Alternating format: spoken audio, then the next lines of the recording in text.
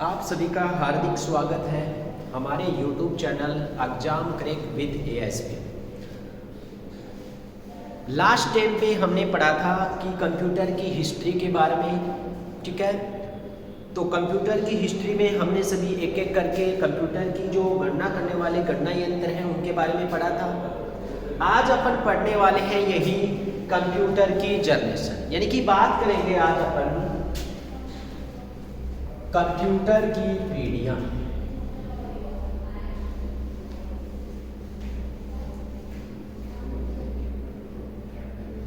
Computer की पीढ़ी यानी कि जनरेशन।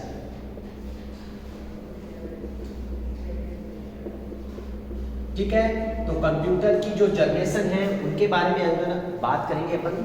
ठीक है, तो कंप्यूटर की जो जनरेशन है, कल मैंने आपको लास्ट टाइम पे बताया था कि नेक्स्ट हमारी जो क्लास होगी उसमें अपन कंप्यूटर का वर्गीकरण के बारे में पढ़ेंगे। तो कंप्यूटर का जो वर्गीकरण है वो मैंने आपको बताया था कि 3 भागों में उसका वर्गीकरण किया गया है कंप्यूटर का। तो वर्गीकरण की यदि बात करें अपन, तो कंप्यूटर के वर्गीकरण में फर्स्ट जो पार्ट आता है वो होता है हार्डवेयर। और हार्डवेयर की अपन बात करें तो कंप्यूटर की जो पीढ़ियां हैं उनके बारे में अपन जानेंगे कि कंप्यूटर की कौन सी पीढ़ी किस सन में आई, किस कंप्यूटर की पीढ़ी में कौन सा कंप्यूटर रहा। ठीक है, तो इनके बारे में पढ़ने वाले हैं। अब शुरुआत करते हैं अपन सबसे पहले फर्स्ट जनरेशन। ठीक है, अपन बात करेंगे फर्स्ट जनरेशन।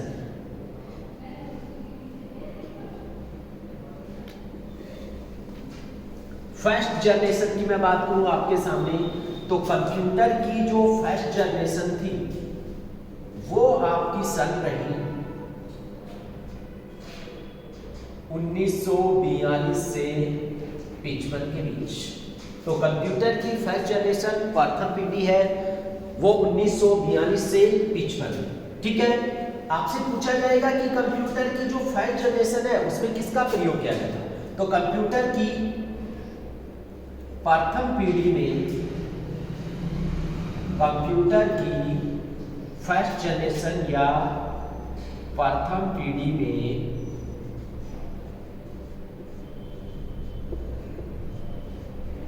वैक्यूम ट्यूब का इस्तेमाल किया गया। किसका प्रयोग किया गया था? Vacuum tube. ठीक है, तो कंप्यूटर की प्रथम पीढ़ी में क्या था? वैक्यूम ट्यूब लगाया गया। ठीक है, वैक्यूम ट्यूब। ठीक है, अगर अपन इसी में बात करें वैक्यूम ट्यूब, तो वैक्यूम ट्यूब को हिंदी में क्या कहा जाता है ये भी ध्यान में रखना है। इसी को कहा जाता है निर्वात ट्यूब। ठीक है, अब अपन बात करें कि कंप्यूटर की प्रथम पीढ़ी में क्या था? वैक्यूम ट्यूब लगाया गया था। फिर इसी में आपसे पूछ लेगा कि कंप्यूटर की प्रथम पीढ़ी में, कंप्यूटर की फर्स्ट जनरेशन में,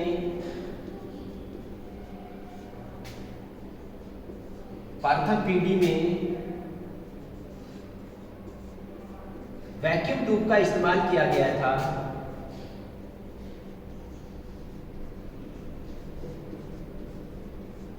तो वैक्यूम ट्यूब को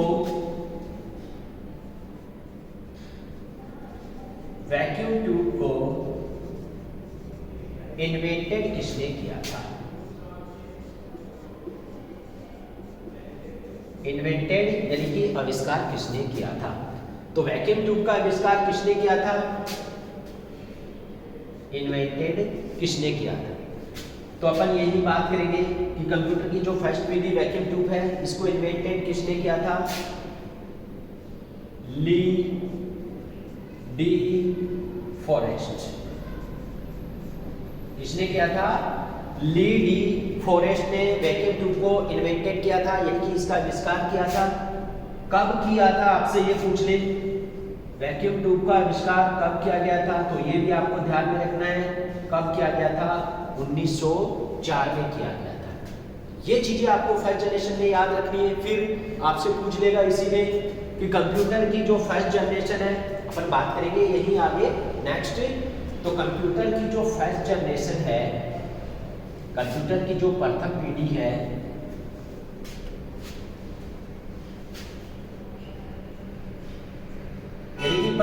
के लिए, कंप्यूटर की फर्स्ट जनरेशन में प्रोग्राम के लिए मशीनी भाषा का प्रयोग हुआ था। कौन सी भाषा का? मशीनी भाषा का प्रयोग हुआ था। मशीनी भाषा का प्रयोग हुआ। ठीक है, इसी में आपको ध्यान में रखना है कि कंप्यूटर की प्रथम पीढ़ी में कौन सी थी? मशीनी लैंग्वेज थी। फिर कंप्यूटर की जो प्रथम पीढ़ी है, यानी कि प्रथम पीढ़ी के जो कंप्यूटर हैं उनकी स्पीड, प्रथम पीढ़ी के कंप्यूटर, जो प्रथम पीढ़ी के कंप्यूटर थे उनकी स्पीड, तो स्पीड की अपन बात करें इसी में, एक प्रथम पीढ़ी के जो इतने भी कंप्यूटर थे उनकी स्पीड है वो किसमें मापी जाती थी? तो यहां बात करेंगे अपन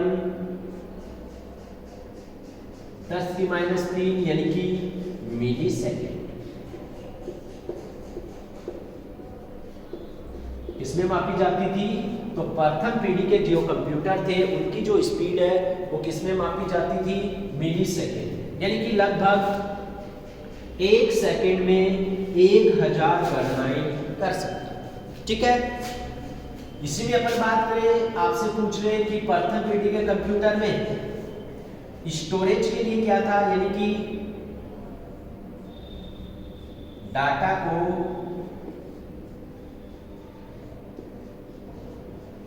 सुरक्षित रखने के लिए, डाटा को सुरक्षित रखने के लिए, तो प्रथम पीढ़ी में कंप्यूटर में डाटा को सुरक्षित रखने के लिए पंच कार्ड का इस्तेमाल किया जाता था। इसका पंच कार्ड का इस्तेमाल होता था। ठीक है, पंच कार्ड की बात करें अपन, तो पंच कार्ड का आविष्कार किसने किया?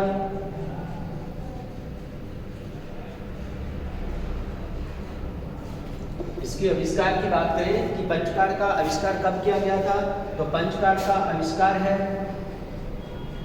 एक तो थे आपके जोसेफ जैक्यार्ड,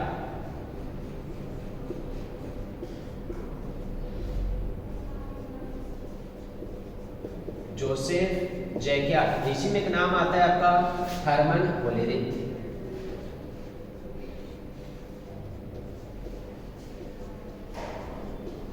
हरमन होलेरिथ, तो ये भी आपको ध्यान में रखना है कि पंच कार्ड का आविष्कार किसने किया? जोसेफ जैक्यार्ड और हरमन होलेरिथ। ठीक है, फिर इसी में आपसे पूछ लेगा कि कंप्यूटर की जो फर्स्ट जनरेशन है, कंप्यूटर की प्रथम पीढ़ी में कौन कौन से कंप्यूटर, इसी मतलब उदाहरण पूछ लेगा कोई भी कंप्यूटर का नाम देकर। तो अपन कंप्यूटर की बात करें तो इसी में आपका आता है एडवेक, एडिसैक, इसी में आपका आता है यूनिवेक, इसी में आपका आता है आईबीएम 650। तो ये सारे कंप्यूटर हैं जिनका प्रयोग हुआ या फिर प्रथम पीढ़ी के ये कंप्यूटर माने जाते हैं। ठीक है, तो ये सारी चीजें आपको किसमें याद रखनी है? कंप्यूटर की प्रथम पीढ़ी में सारी बातें याद रखनी है कि प्रथम पीढ़ी का कब, यानी कि प्रथम पीढ़ी में कौन से कंप्यूटर, उनकी स्पीड किसमें मापी जाती थी। प्रथम पीढ़ी में आपका वैक्यूम ट्यूब का इस्तेमाल हुआ, वैक्यूम ट्यूब को इन्वेंटेड किसने किया था, यानी कि उसका आविष्कार किसने किया था। उनके जो कंप्यूटर थे प्रथम पीढ़ी फर्स्ट जनरेशन में, उनकी जो स्पीड है वो किसमें मापी जाती थी। ये सारी चीजें आपको किसमें याद रखनी है? कंप्यूटर की फर्स्ट जनरेशन में। ठीक है, फिर बात करूं अपन कंप्यूटर की फर्स्ट जनरेशन की, तो इनमें जितने भी कंप्यूटर थे उनकी स्पीड बहुत धीमी होती थी, अधिक खर्चीले होते थे। ठीक है, और उनके लिए फिर अपन बात करें यहाँ तो विद्युत की खर्च के लिए भी अधिक खपत होती थी, है ना। तो इनकी स्पीड धीमी होती थी। ये सारी चीजें आपको किसमें याद रखनी है? कंप्यूटर की फर्स्ट जनरेशन। अब अपन बात करेंगे कंप्यूटर की सेकेंड पीढ़ी। ठीक है,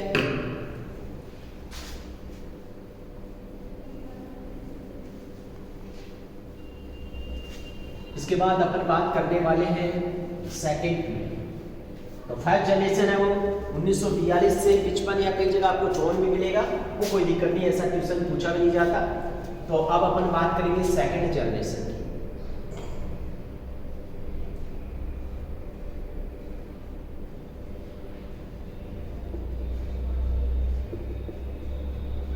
सेकंड जनरेशन। अब सेकंड जनरेशन आपको याद रखना है कि कंप्यूटर की जो सेकंड पीढ़ी है वो मानी जाती है कब से, 1955 से 65 के बीच। कब मानी जाती है?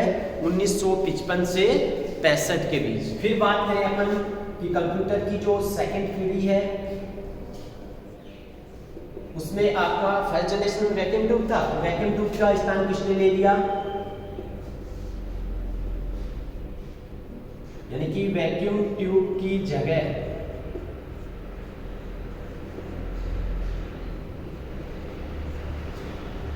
सेकेंड पीढ़ी में ट्रांजिस्टर आ गए। क्या आ गए थे आपके? ट्रांजिस्टर का प्रयोग हुआ, यानी कि ट्रांजिस्टर लगाए गए। यानी कि कंप्यूटर की सेकेंड पीढ़ी में क्या, वैक्यूम ट्यूब की जगह क्या आ गए आपके? ट्रांजिस्टर आ गए। ठीक है, ट्रांजिस्टर यानी कि बहुत ही छोटे छोटे हल्के हल्के जो स्पीड को क्या कर देते थे? तेज कर देते थे। ठीक है, अपन बात करें ट्रांजिस्टर की,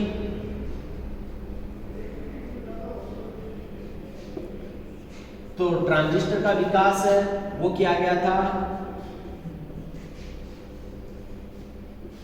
विलियम साकले। किसके द्वारा किया गया? विलियम साकले। ठीक है, इसी में ट्रांजिस्टर का कहा जाता है कि ट्रांजिस्टर का जो विकास है वो आपकी विलियम साकले के द्वारा इसका एक, इसी में आप ध्यान में रखना ट्रांजिस्टर में कि जो ट्रांजिस्टर का आविष्कार किया गया था वो विलियम साकले के द्वारा किया गया था। ठीक है, फिर बात करें अपन यही सेकेंड पीढ़ी की, तो सेकेंड पीढ़ी के जो कंप्यूटर है उनकी स्पीड किस में मापी जाती थी या फिर डाटा स्टोर करने के लिए, यही बात करें अपन। इसमें एक ध्यान में रखना, मैं भूल गया था, आपको बता देता हूँ, विलियम साकले और एक जॉन वार्ने,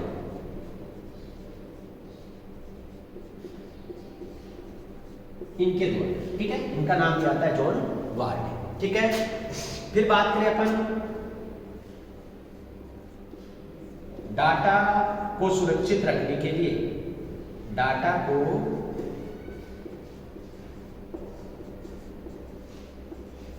सुरक्षित रखने के लिए,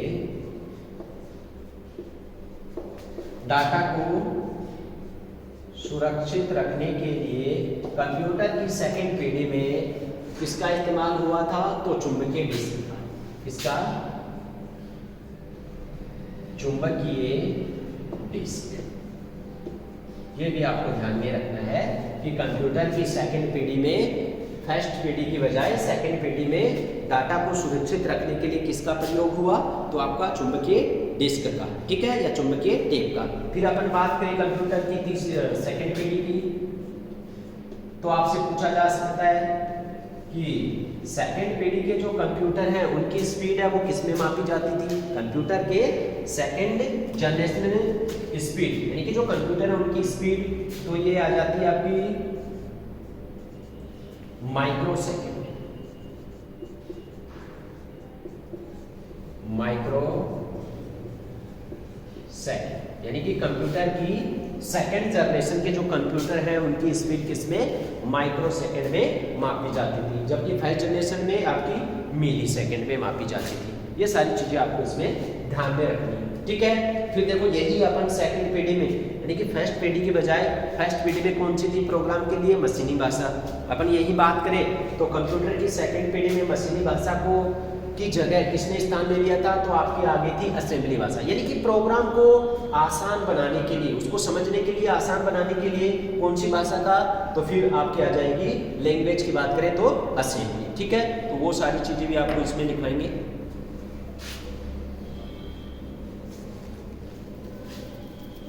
यही अपन बात करें कि कंप्यूटर की सेकंड पीढ़ी में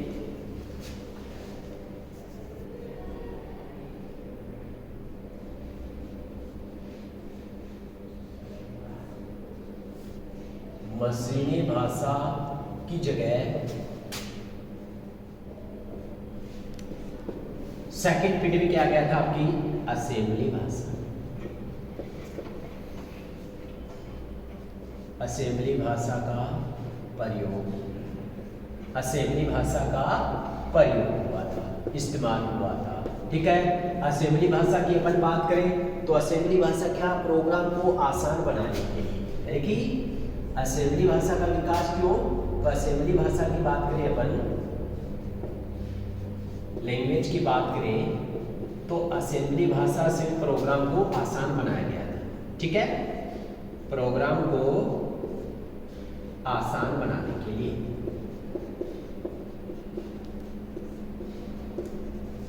ठीक है, यानी कि मशीनी भाषा में समझना बहुत ही कठिन था, इसलिए उसको प्रोग्राम को समझने के लिए, उसको आसान बनाने के लिए किस भाषा का, असेंबली भाषा का विकास किया गया। आपसे पूछ ले कि असेंबली भाषा का विकास कब हुआ था, अपन बात करें कि असेंबली भाषा का विकास कब हुआ, तो इसका जो विकास है वो माना जाता है कब हुआ था, 1952 में। ठीक है, किसके द्वारा किया गया था विकास, यानी कि तो अपन यही बात कर लेंगे ग्रेस हैपर, ग्रेस हैपर के द्वारा इसका विकास किया गया था कब, 1952 में। ठीक है, ये सारी चीजें भी आपको ध्यान में रखनी है। अब देखो कंप्यूटर की बात करें कि स्पीड हमने पढ़ ली, अब डाटा को सुरक्षित रखने के लिए अपन यहाँ बात करें तो देखो डाटा को यानी कि सुरक्षित रखने के लिए किसकी आपका यहाँ प्रयोग किया गया था, मैग्नेटिक कोर मेमोरी का, यानी कि मेमोरी की बात करें यही,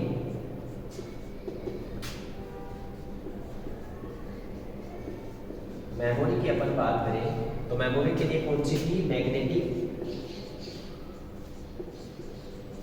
कोर मेमोरी।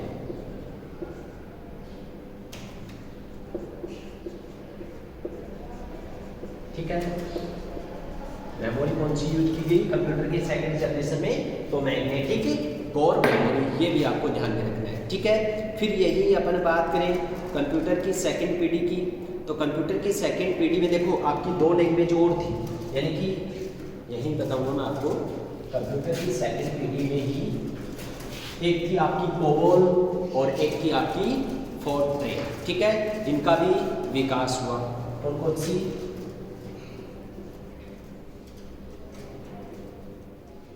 COBOL, Fortran. ठीक है, इन दोनों भाषाओं का भी विकास हुआ।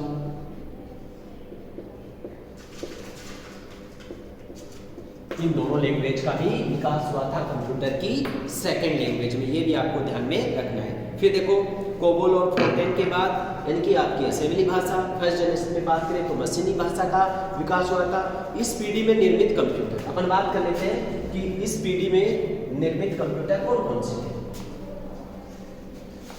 यही अपन बात करें कि इस पीढ़ी में कौन कौन से कंप्यूटर। ठीक है,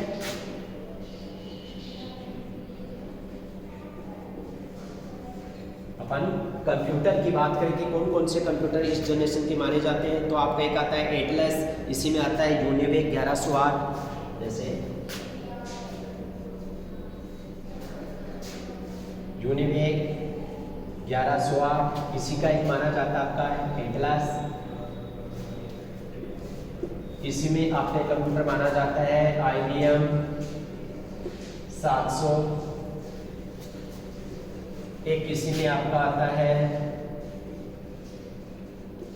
IBM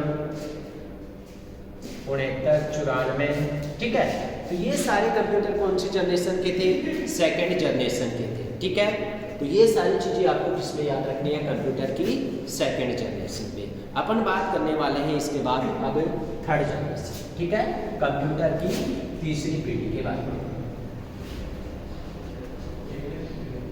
कंप्यूटर की थर्ड जनरेशन। ठीक है, तो कंप्यूटर की जो थर्ड जनरेशन थी, अपन बात करेंगे अब कंप्यूटर की थर्ड जनरेशन।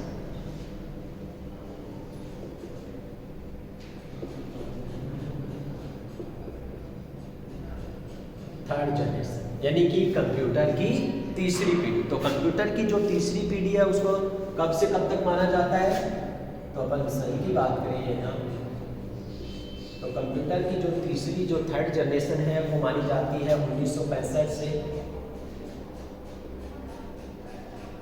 75 तक। कब तक मानी जाती है? 1965 से 75 तक। ठीक है। अब आपने पढ़ा था कि कंप्यूटर की फर्स्ट जनरेशन में किसका? Vacuum tube. लेकिन सेकंड जनरेशन में कौन आ गया था? आपका ट्रांजिस्टर। अब थर्ड जनरेशन में किसने स्थान ले लिया? तो कंप्यूटर की तीसरी पीढ़ी में, कंप्यूटर की थर्ड जनरेशन में, कंप्यूटर की थर्ड जनरेशन में आपका आ गया था क्या? आईसी। क्या आ गया था आपका? आईसी ने स्थान ले लिया था। आईसी की मैं बात करूं यही, तो आईसी का मैंने कल भी आपको बताया था कि इसकी फुल फॉर्म क्या होती है? Integrated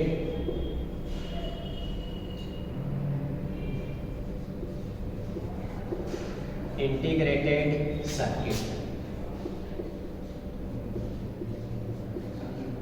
integrated circuit. ठीक है। अब कंप्यूटर की तीसरी पीढ़ी में आईसी ने स्थान ले लिया था। आईसी की बात करें अपन तो इसी को क्या? Integrated circuit. इसी को क्या कहा जाता है कि आपकी जो आईसी है यानी कि माइक्रो चिप। ठीक है, छोटी चिप, उसी को आईसी कह सकते हैं आप, इसको माइक्रो चिप भी कह सकते हैं। अब कंप्यूटर की थर्ड जनरेशन की बात करें अपन तो जो आईसी आई थी, इस आईसी का विकास कब किया गया था? तो हमने कल भी देखा था। तो कंप्यूटर की जो थर्ड जनरेशन है जिसमें आईसी का इस्तेमाल हुआ, आईसी का विकास कब किया गया था? 1958 में किया गया। कब किया गया था? 1958 में किया गया था। किसके द्वारा किया गया था? तो आप क्या कहोगे कि इसका जो आविष्कार है वो किसने किया था? Jack Kilby. इन्वेंटेड किसने किया था? इन्वेंटेड किसने किया था? आविष्कार की बात करें अपन तो कंप्यूटर की जो थर्ड जनरेशन है आईसी का विकास किया था जैक किल्बी ने। किसने किया था? जैक किल्बी ने। इसको कहा जाता है जेएस किल्बी भी कहा जाता है, जैक किल्बी या जेएस किल्बी। अब यही बात करें अपन कंप्यूटर की थर्ड जनरेशन के बारे में तो देखो कंप्यूटर की जो पहली पीढ़ी थी, दूसरी पीढ़ी थी, उसकी बजाय कंप्यूटर की जो थर्ड जनरेशन है इसमें कंप्यूटर की स्पीड को तेज हुई थी, है ना, उसकी क्षमता भी अधिक हुई थी, विश्वसनीय थी। और कंप्यूटर की थर्ड जनरेशन में ही किसका विकास हुआ था या प्रयोग हुआ था? आपका ऑपरेटिंग सिस्टम भी आ गया था, है ना। कंप्यूटर की थर्ड जनरेशन में ही अपन बात करें कंप्यूटर की तीसरी पीढ़ी की तो इसमें ऑपरेटिंग सिस्टम का प्रयोग हुआ।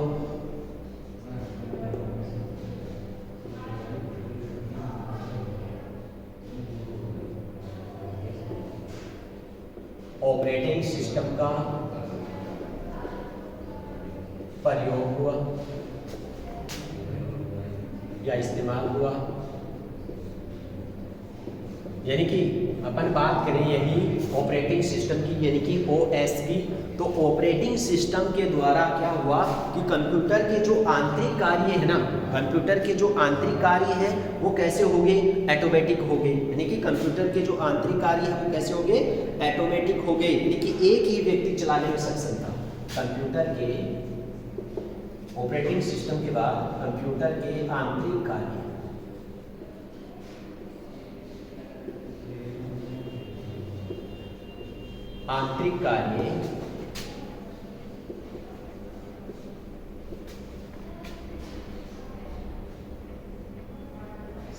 संचालित हुए।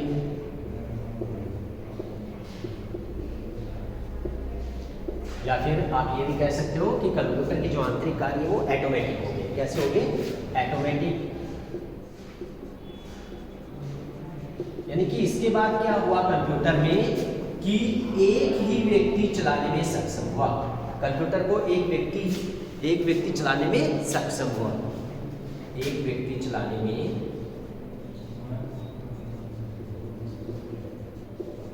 व्यक्ति चलाने में सक्षम हो गया।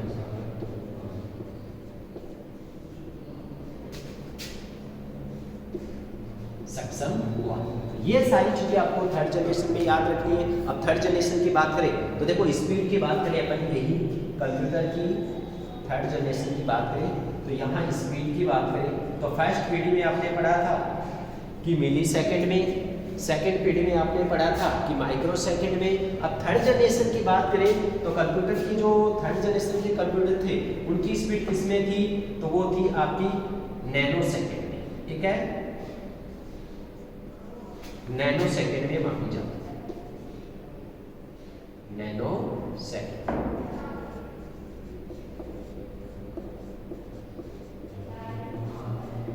किसमें मापी जाती थी, नैनो सेकंड में कंप्यूटर की थर्ड जनरेशन के जो कंप्यूटर थे। फिर बात करें अपन यही कि कंप्यूटर की जो थर्ड जनरेशन थी उसमें मेमोरी की बात करें, नहीं मेमोरी तो कौन सी थी, magnetic disk, magnetic disk memory. ठीक है, ये हो गया आपका थर्ड जनरेशन। थर्ड जनरेशन में यानी कि नैनो सेकंड में। और थर्ड जनरेशन जो थी कंप्यूटर की, इसी में देखो आपने कीबोर्ड का भी विकास हुआ था, है ना। इसमें क्या हुआ था, कीबोर्ड का भी, रैम और रोम का भी विकास यानी कि प्रयोग होने लगा था, है ना। इसकी बात करें तो कंप्यूटर की थर्ड जनरेशन में मिनी कंप्यूटर भी आ गए थे, है ना, ऑपरेटिंग सिस्टम। तो कंप्यूटर की जो थर्ड जनरेशन है उसकी अपन बात करेंगे। तो कंप्यूटर की थर्ड जनरेशन में ही कीबोर्ड,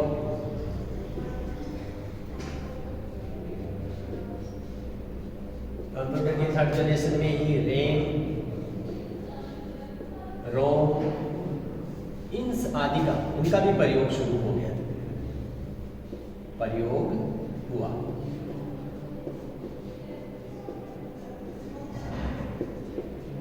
ये भी आपको याद रखना है। अपन थर्ड जनरेशन की बात करें कंप्यूटर की, तो कंप्यूटर की जो थर्ड जनरेशन थी तीसरी पीढ़ी में, इसमें आपका कौन सा, mini computer,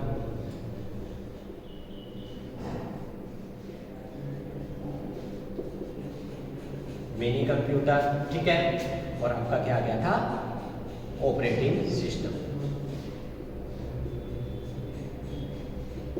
operating system.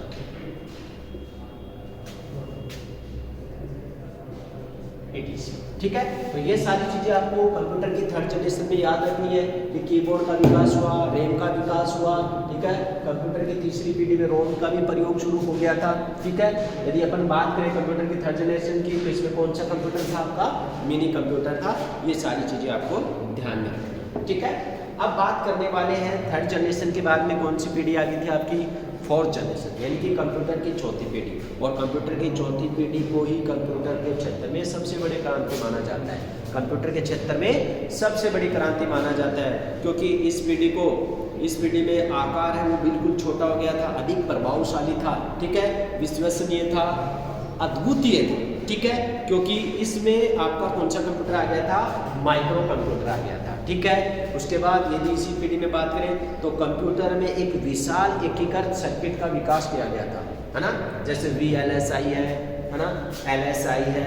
VLSI की बात करें तो उस पर 3 लाख से अधिक गुणा क्षमता थी, यानी कि ट्रांजिस्टर के बराबर इसकी क्षमता थी। ठीक है, अपन यही बात करेंगे अपन अब कंप्यूटर की फोर्थ जनरेशन। ये थर्ड जनरेशन हो गया। तो आपको ये ध्यान में रखना है कि फर्स्ट जनरेशन में किसका उपयोग हुआ, थर्ड जनरेशन में, सेकंड पीढ़ी में किसका उपयोग हुआ, थर्ड जनरेशन में किसका उपयोग हुआ। फर्स्ट पीढ़ी के कंप्यूटर थे उनकी स्पीड किसमें थी, सेकंड पीढ़ी के जो कंप्यूटर थे उनकी आपकी माइक्रो में आ गई थी। माइक्रो के बाद आपका कौन सा आ गया था, नैनो सेकेंड आ गया था। ठीक है, तो इन चीज़ों के बारे में आपको याद रखना है। अब देखो बात करें अपन कंप्यूटर की फोर्थ जनरेशन की, कंप्यूटर के फोर्थ जनरेशन की बात करें, चौथी पीढ़ी की,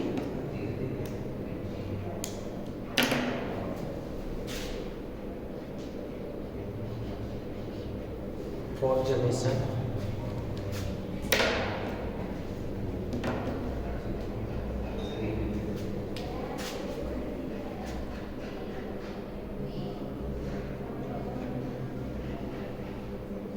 फोर्थ जनरेशन,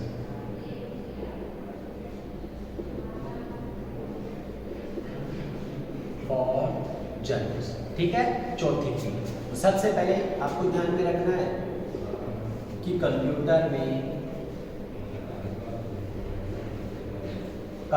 के क्षेत्र में कंप्यूटर के क्षेत्र में फोर्थ जनरेशन को यानी कि चौथी पीढ़ी को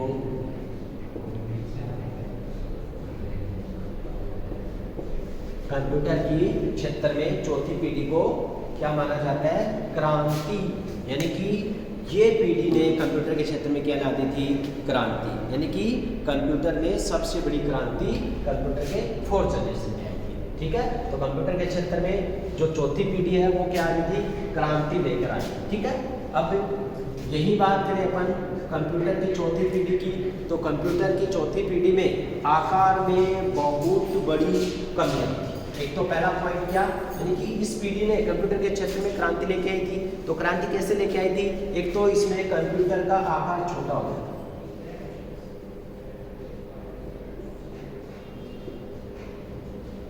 कंप्यूटर के साइज में या आकार में कमी। ठीक है, कंप्यूटर के क्षेत्र में यानी कि कंप्यूटर के आकार में कमी आई थी। फिर एक कंप्यूटर बहुत ही प्रभावशाली हो गया था।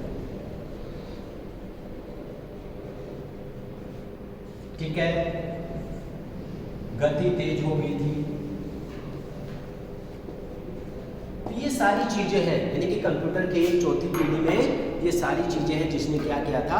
उसके क्षेत्र में क्रांति लेके आई थी। फिर यही बात करें कंप्यूटर की चौथी पीढ़ी की, तो इसमें आपका माइक्रो कंप्यूटर आ गया। माइक्रो कंप्यूटर आ गया। कंप्यूटर की चौथी पीढ़ी में क्या आ गया था? माइक्रो कंप्यूटर आ गया था। एक तो ये चीजें आपको ध्यान में रखनी है। फिर देखो कंप्यूटर के क्षेत्र में क्रांति लेकर आई है चौथी पीढ़ी, तो किस तरीके से? यानी कि इसी में माना जाता है कंप्यूटर की चौथी पीढ़ी में कि कंप्यूटर की चौथी पीढ़ी में विशाल एकीकृत सर्किट का प्रयोग हुआ था। यानी कि कंप्यूटर की चौथी पीढ़ी में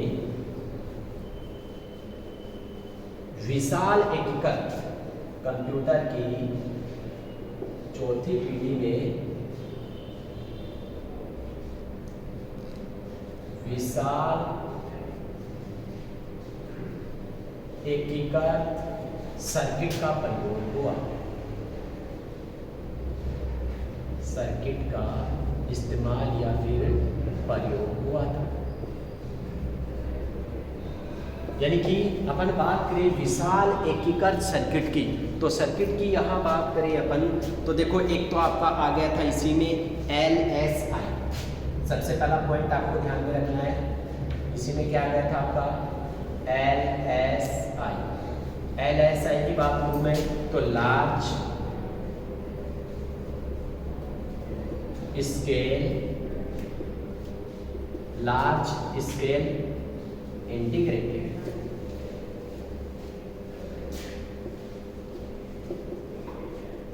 ठीक है, दूसरा इसी पीढ़ी में VLSI। क्या गया था आपका? LSI और फिर VLSI, यानी कि V से बनेगा वेरी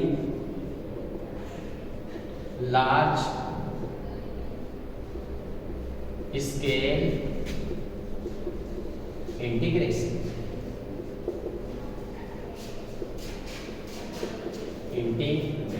ठीक है, इन दोनों का प्रारूप हो गया था, सर्किट का उपयोग हो गया था कंप्यूटर की कौन सी?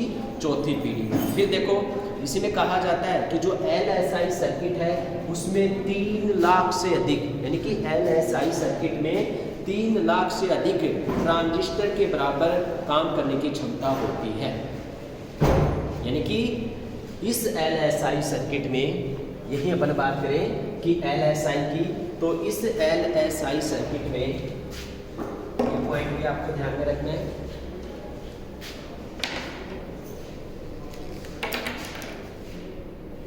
यानी कि जो LSI सर्किट लगाया गया था कंप्यूटर की चौथी पीढ़ी में, तो LSI की मैं बात करूं तो LSI में 3 लाख ट्रांजिस्टर के बराबर, 3 लाख ट्रांजिस्टर के बराबर कार्य करने की क्षमता थी।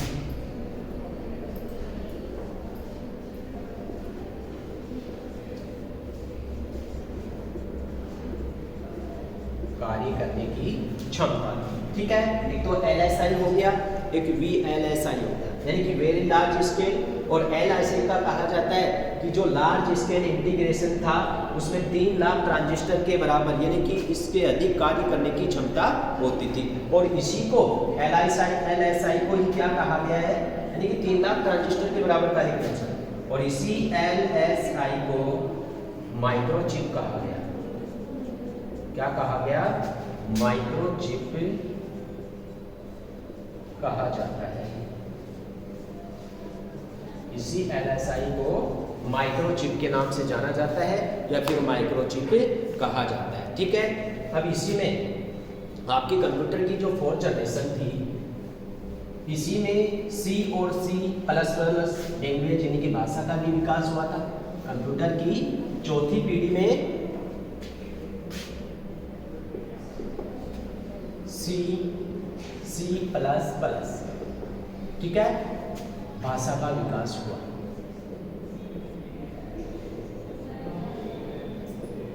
यानी कि लैंग्वेज का विकास हुआ।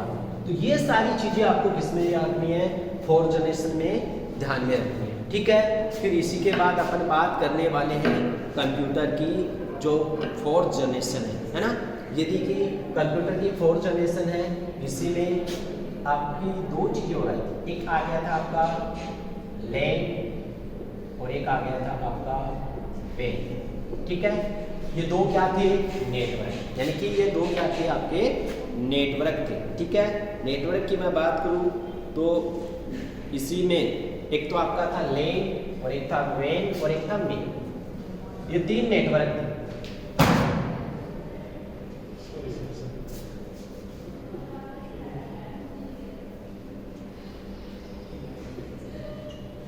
नेटवर्क। ठीक है, वैसे अपन नेटवर्क की बात करें तो 4 नेटवर्क माने जाते हैं। आपका सबसे छोटा नेटवर्क होता है पेन, उसके बाद में आपका आता है लैन, लैन के बाद में आपका आता है मेन और उसके बाद में आता है वेन। लेकिन अपन यहाँ बात करेंगे 4थी पीढ़ी की, तो उसमें 3 नेटवर्क आ गए थे आपके, लैन, वेन, मेन। ठीक है, सबसे छोटा इन 3 की बात करूँ मैं तो इसमें सबसे छोटा जो नेटवर्क होता है वो कौन सा होता है? लैन होता है। ठीक है, लैन की अपन बात करें तो लोकल एरिया नेटवर्क, इसको क्या कहा जाता है?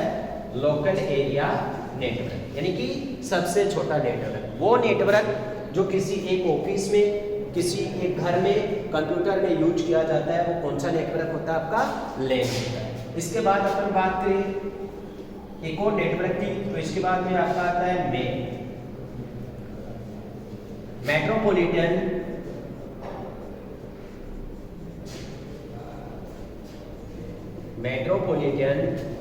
Area network.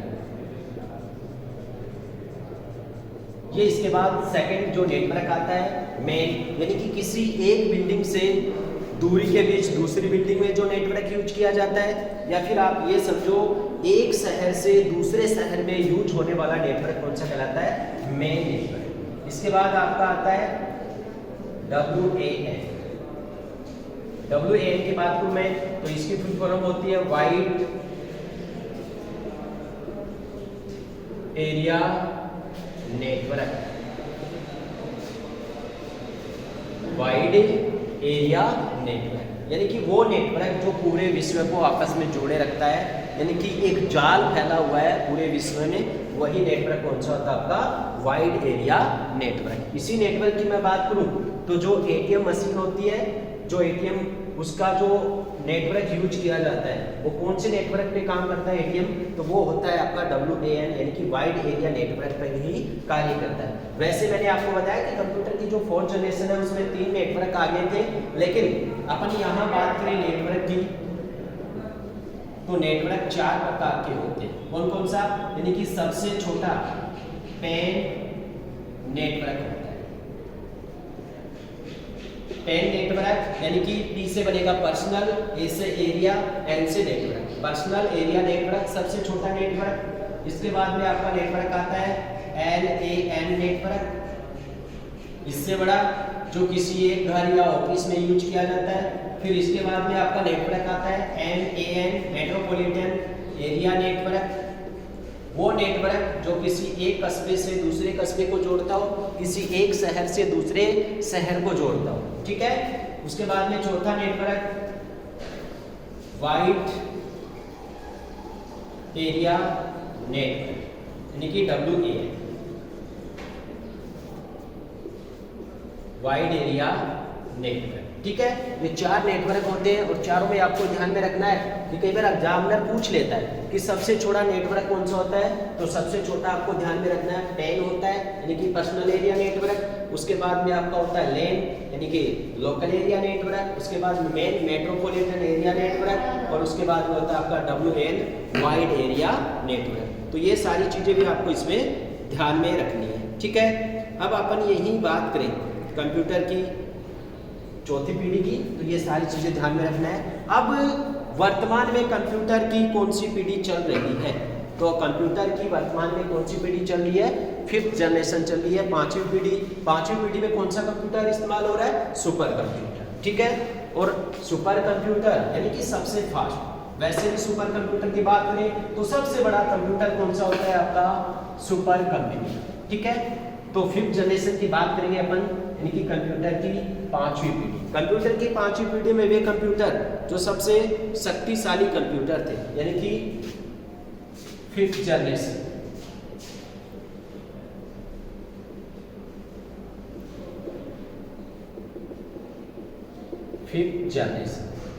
कंप्यूटर की 5वीं पीढ़ी। कंप्यूटर की 5वीं पीढ़ी यानी कि कंप्यूटर की 5वीं पीढ़ी के वे कंप्यूटर जो बहुत ही शक्तिशाली कंप्यूटर होते हैं, जैसे सुपर कंप्यूटर, ठीक है। कंप्यूटर की 5वीं पीढ़ी में क्या था आपका, VLSI और ULSI, यानी कि वेरी लार्ज स्केल इंटीग्रेशन, और एक यही आपका आ गया था ULSI, है ना, अल्ट्रा लार्ज स्केल इंटीग्रेशन, यानी कि इन दोनों का विकास हुआ मेमोरी को बढ़ाने के लिए, ठीक है। फिर इसी में कंप्यूटर की 5वीं पीढ़ी में क्या आ गया आपका, AI निर्धारित कंप्यूटर, यानी कि AI पर आधारित कंप्यूटर।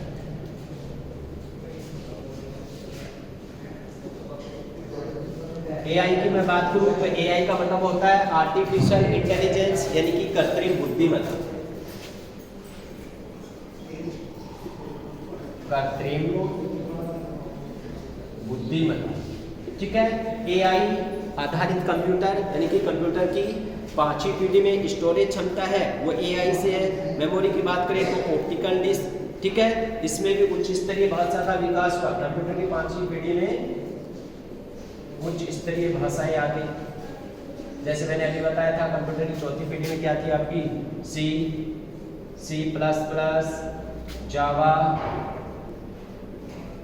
जावा स्क्रिप्ट, ठीक है। तो इन लैंग्वेज की यानी कि इन भाषाओं का क्या हुआ, विकास हुआ, ठीक है। कंप्यूटर के आकार में भी बहुत कमी आई, ठीक है। इसके बाद कंप्यूटर की 5th जनरेशन में एप्लीकेशन का भी उपयोग हुआ। तो ये सारी चीज़ें आपको कंप्यूटर की 5वीं पीढ़ी में याद रखना है कि इस पीढ़ी में मुख्य रूप से भारत में निर्मित एक कंप्यूटर था, यानी कि मैंने जब आपको सुपर कंप्यूटर के बारे में बताया था तो 5वीं पीढ़ी में आपका कौन सा कंप्यूटर, यानी कि भारत का प्रथम सुपर कंप्यूटर, भारत का प्रथम सुपर कंप्यूटर। तो भारत का प्रथम सुपर कंप्यूटर 1991 में बनाया गया था। कौन सा था, परम 8000। कौन सा था, परम 8000। कहाँ, पुणे में बनाया गया था। और सबसे पहले इसको कहाँ लगाया गया था, पुणे की वेधशाला में, पुणे वेधशाला में इसको लगाया गया। ये सारी चीजें आपको किस में ध्यान रखना है, कंप्यूटर की 5वीं पीढ़ी। तो आज हमने पढ़ा कंप्यूटर की जनरेशन, यानी कि कंप्यूटर की पीढ़ियाँ, जिसमें हमने 1st generation, 2nd generation, 3rd generation, 4th generation और 5th जनरेशन, तो ये सभी आज हमने पढ़ लिया। इनको अच्छी तरीके से याद रखें। धन्यवाद।